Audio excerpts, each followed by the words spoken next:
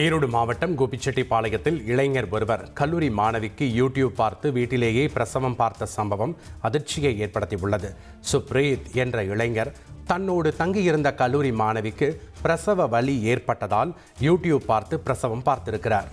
அதிக இரத்தப்போக்கு காரணமாக மருத்துவமனையில் அனுமதிக்கப்பட்டதால் விசாரணை நடத்திய சுகாதாரத்துறை அதிகாரிகள் மாணவியின் வீட்டிற்கு தகவல் கொடுத்திருக்கிறார்கள்.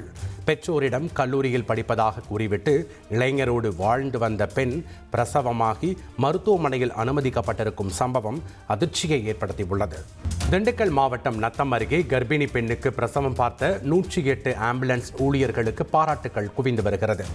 ஐயாப்பட்டியைச் சேர்ந்த சுபலட்சுமியை பிரசவத்திற்காக திண்டுக்கல் அரசு மருத்துவமனைக்கு 108 ஆம்புலன்ஸ் மூலம் அழைத்துச் சென்றனர். ஆனால் பாதி வழியில் பிரசவ வலி அதிகமானதால் ஆம்புலன்ஸ் ஊழியர் திருமலை அப்பெண்ணுக்கு பிரசவம் பார்த்தார். சுகப்பிரசவத்தில் சுபலட்சுமிக்கு ஆண் குழந்தை பிறந்துள்ளது. இதையடுத்து அவசர கால உதவியாளர் திருமலை மற்றும் ஓட்டுநர் சிவபிரகாஷ் ஆகிய இருவரையும் பொதுமக்கள் வெகுவாக பாராட்டினர். கரூரில் போலி பான் கார்டு மற்றும் ஆதார் கார்டுகளை தயாரித்து கொடுத்த 6 பேர் கொண்ட கும்பலை கைது செய்துள்ளனர். கோவை மாவட்ட தீவிரவாத தடுப்பு பிரிவு காவல் கண்காணிப்பாளருக்கு கிடைத்த ரகசிய தகவலின் அடிப்படையில் கரூர் நகர காவல்துறையின் உதவியுடன் சோதனை நடத்தியுள்ளனர். 130 பான் கார்டுகள், 69 ஆதார் பதிவு படிவங்கள் மற்றும் லேப்டாப், செல்போன் ஆகியவற்றை பறிமுதல் செய்துள்ளனர். தந்தி டிவியை உங்கள் கேபிள் டிவி ஆபரேட்டரிடம் இலவசமாக கேட்டு பெறுங்கள்.